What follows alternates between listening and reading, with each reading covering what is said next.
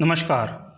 उप शिक्षा निदेशक एवं प्राचार्य जिला शिक्षा एवं प्रशिक्षण संस्थान लखनऊ डॉक्टर पवन सचान जी के मार्गदर्शन में चलाए जा रहे उत्तर प्रदेश शिक्षक पात्रता परीक्षा की कोचिंग में आप सभी का स्वागत है। मैं संजय शर्मा, प्रवक्ता जिला शिक्षा एवं प्रशिक्षण संस्थान लखनऊ, आज के वीडियो लेक्चर में बाल विकास एवं शिक्षण विधियाँ इकाई से बाल विकास पर चर्चा करूँगा।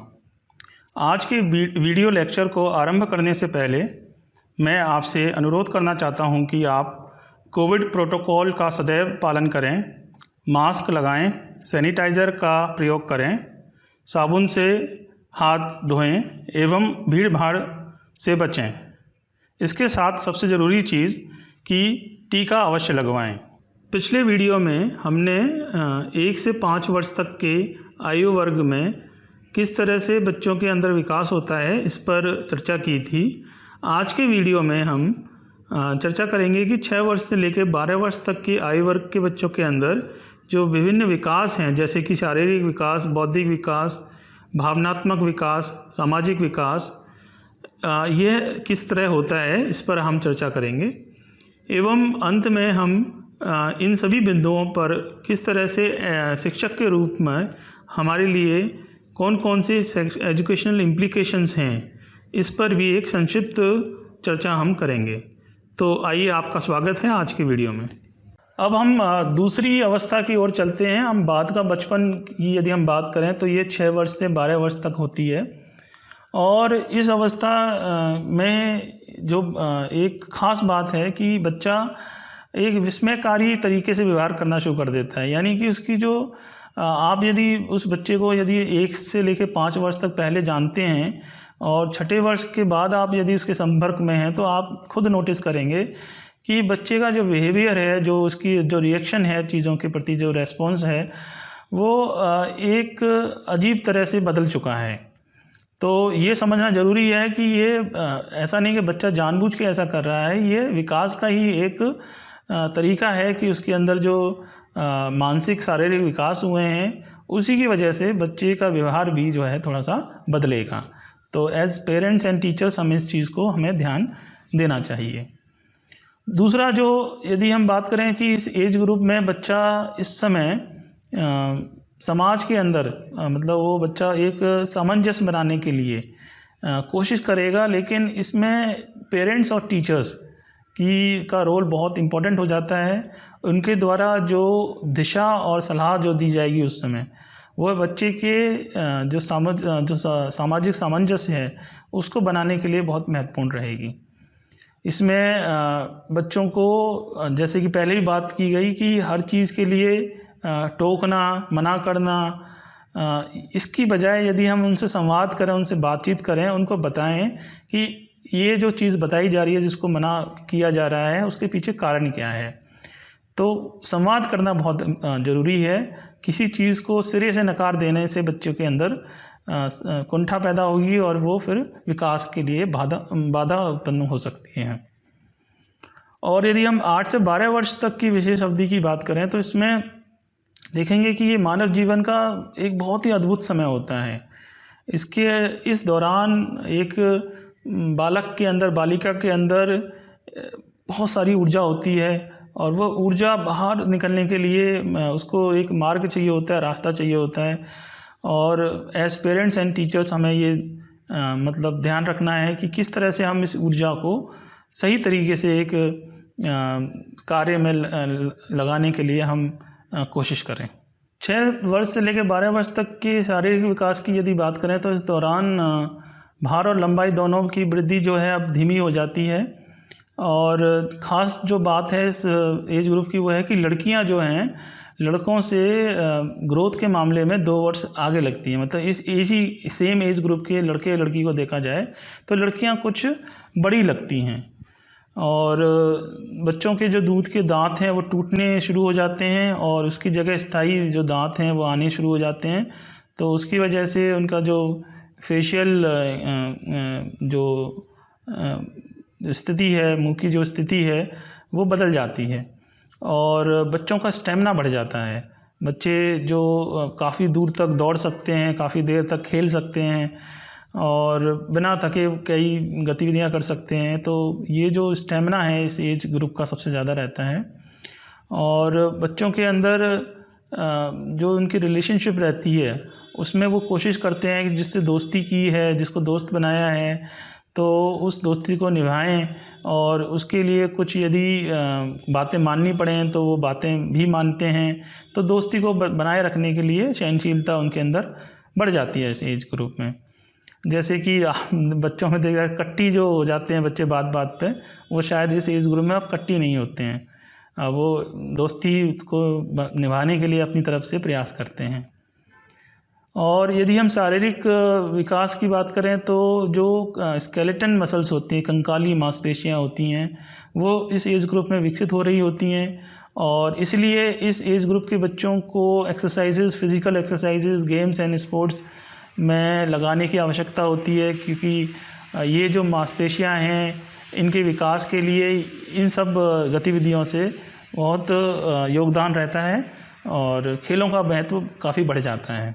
बौद्धिक विकास के क्षेत्र में बच्चा जो है अब जो है बाहर के संसार और घर के अंदर, मतलब अपने मन के अंदर जो है साफ साफ से मतलब स्पष्ट रूप से एक भेदभाव करना शुरू कर देता है। वो जान पाता है कि ये मेरी सोच है, ये मैं सोच रहा हूँ, वो मेरे अंदर चल रही सोच है और बाहर जो है इस तरह का संवाद चल रहा है।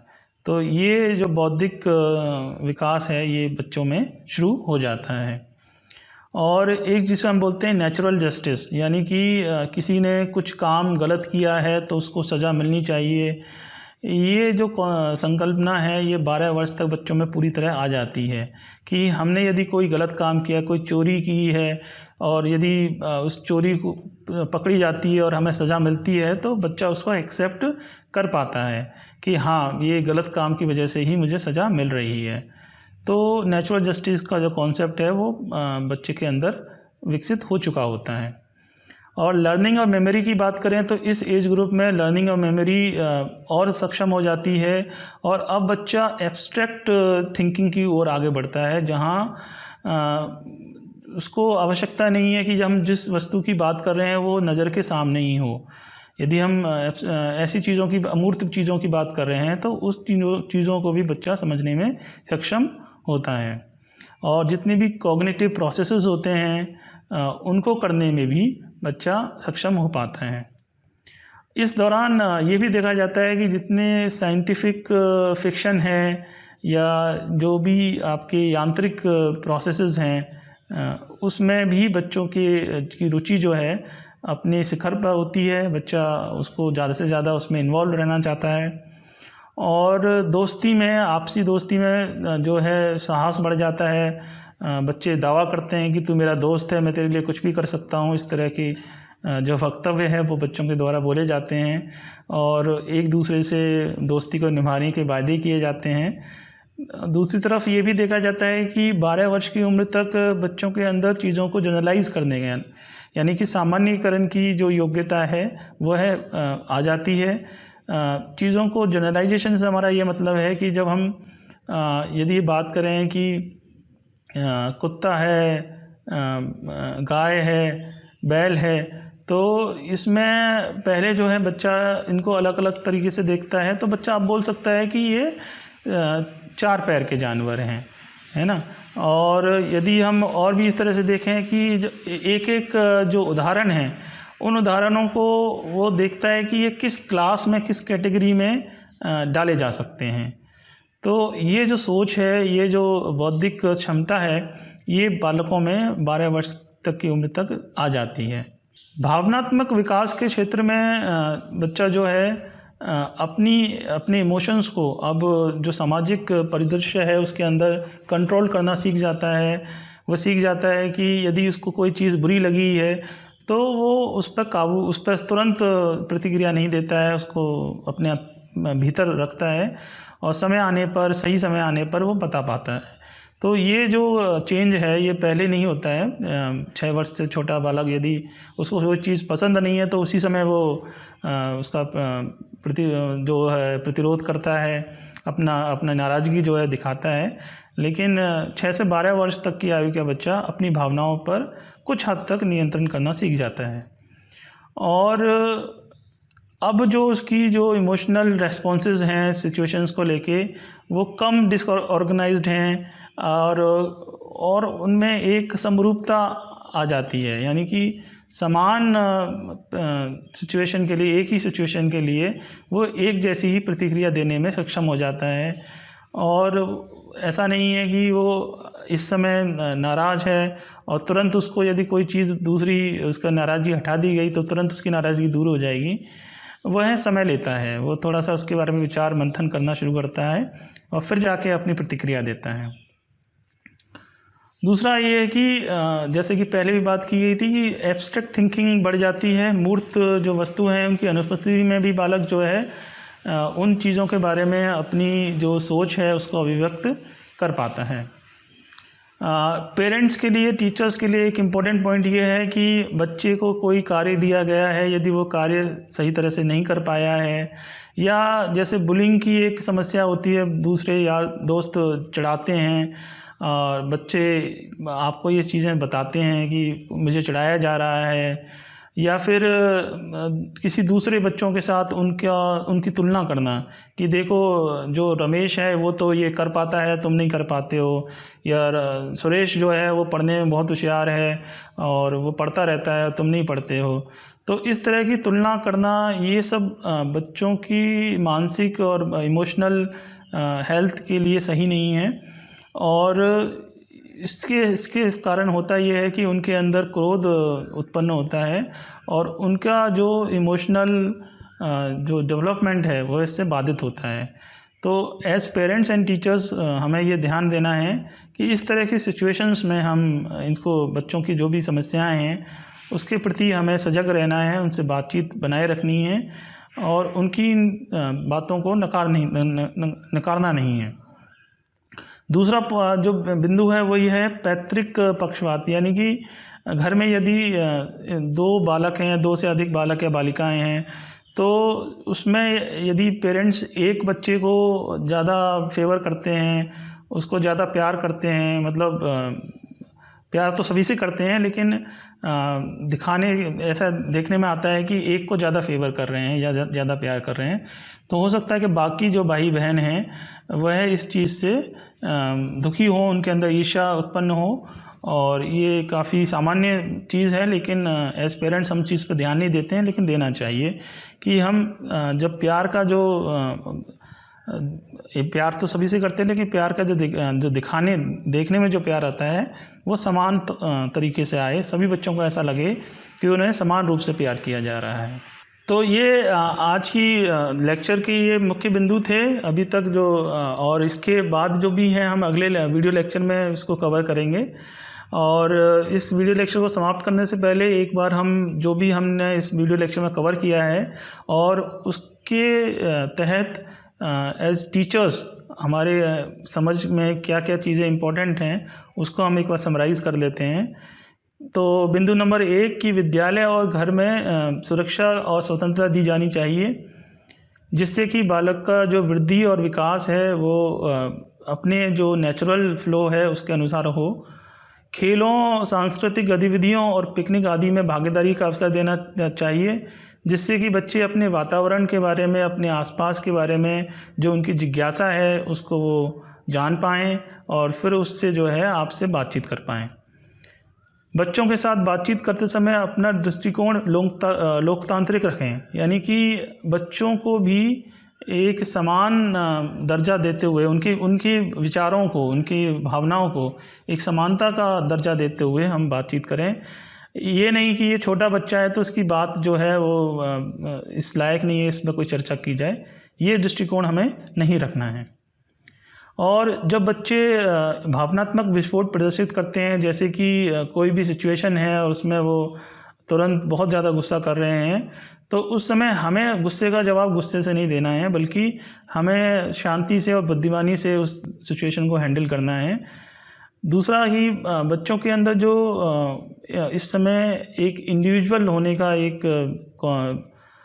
कॉन्सेप्ट डेवलप होता है, बच्चा अपने आप को दूसरों से भिन्न समझता है, तो इसका भी हमें आदर करना चाहिए और बच्चों में ये विश्वास हमें दिखाना चाहिए कि हाँ, बच्चों की इस तरह की जो भावना है इसका हम सम्मान करते हैं, और जो उनके इमोशंस हैं, जो उनकी फीलिंग्स हैं, उनको एक्सप्रेस करने के लिए, इसमें ना उसको अभिव्यक्त करने के लिए हमें उनको मौके देने चाहिए, जिससे कि जो भी जिस स्तर पे बालक है वो उस स्तर के हिसाब से काम करेगा। तो हमें एक परिपक्व वयस्क की तरह नहीं सोचना है कि बच्चे को इस स्थिति में ऐसा ही करना चाहिए, वह अपने आयु वर्ग के हिसाब से ही काम करेगा। तो इसलिए हमें उसको एक विकास का एक पड़ाव मानते हुए, हम जो भी उसके व्यक्ति है उसको पड़ाव का एक हिस्सा मानते हुए हमें उसका बच्चे का विश्वास बढ़ाना चाहिए। दूसरा, टीचर्स के लिए हम बोल सकते हैं कि बच्चों को जो क्राफ्ट्स होते हैं, शिल्प होते हैं, जैसे कि कारपेंट्री हो गया, गार्डनिंग हो गया, आर्ट हो गया, इन सब में उनकी रुचि को विकसित करने के हमें प्रयास करने चाहिए, जिससे कि जो उनके अंदर ऊर्जा है उस ऊर्जा को का सही उपयोग हम कर पाएँ। बच्चों को जितना पॉसिबल हो सके हमें प्रयोग करने के अवसर प्रदान करने चाहिए, क्योंकि बच्चों की रुचि कहानियों में रहती है, तो अच्छे से अच्छा साहित्य बच्चों को पढ़ने के लिए हमें देना चाहिए। और विद्यालय में हम जितना स्थानीय वातावरण हम यदि रख पाएँ, जिससे कि बच्चे को घर और विद्यालय में ज़्यादा अंतर ना लगे कि घर पे कुछ और माहौल है, विद्यालय में कुछ और माहौल है, तो वो उनके लिए कोशिश करना चाहिए कि विद्यालय में भी हम जो पढ़ाने का तरीका है, पढ़ाने के जो विषय वस्तु है, उसमें उदाहरण जितने उनके वातावरण से ले सकें, उतना जितना संभव हो सके वो हमें करना चाहिए। खेलों के माध्यम से हमें जो वैल्यूज़ हैं, जो स्किल्स हैं, ह्यूमन स्किल्स हैं, वैल्यूज़ हैं, उनको हमें डेवलप करने की कोशिश करनी चाहिए। और अंत में हम ये भी बोल सकते हैं कि ये सारे जो स्टेजेस हैं, जो ये मनोवैज्ञानिक दौर हैं जिससे बालक को गुजरना पड़ता है, उसको एज टीचर्स हमें ध्यान में रखकर और हर समय ये प्रयास करना चाहिए कि हम बच्चे के विकास में एक अपना जो महत्वपूर्ण योगदान है वो दें और किसी तरह से उसमें बाधा ना उत्पन्न करें। तो इसका ध्यान रखते हुए हमेशा बच्चों की जो अंदर जो अनलिमिटेड एनर्जी है उसको सही गतिविधियों में लगाकर और इसके लिए हमें मोटिवेट करना है। तो इसके लिए मुझे आशा है कि ये जो आयु वर्ग है 1 से लेके 12 वर्ष तक का, वह आज के वीडियो लेक्चर के माध्यम से आपको एक समझ बनी होगी। और यदि इससे कोई सवाल हैं, आपको कुछ डाउट्स हैं, तो आप जो कमेंट सेक्शन में इसके बारे में हमें बता सकते हैं। अगले वीडियो लेक्चर में हम उसका समाधान करने की कोशिश करेंगे और आशा है कि आज का वीडियो लेक्चर आपके लिए लाभकारी रहेगा। और जो टीईटी की जो परीक्षा है उससे संबंधित जो प्रश्न हैं उसको ये विषय वस्तु आज हमने डिस्कस की है, तो एक वीडियो लेक्चर हम जो पुराने प्रश्न पत्र हैं उसके बारे में भी लाएंगे, तो आप उसको भी ज़रूर देखें जिससे कि आपकी समझ इस विषय वस्तु के बारे में अच्छी बन पाए। वीडियो लेक्चर में जुड़े रहने के लिए, अपना प्रतिभाग करने के लिए बहुत बहुत धन्यवाद।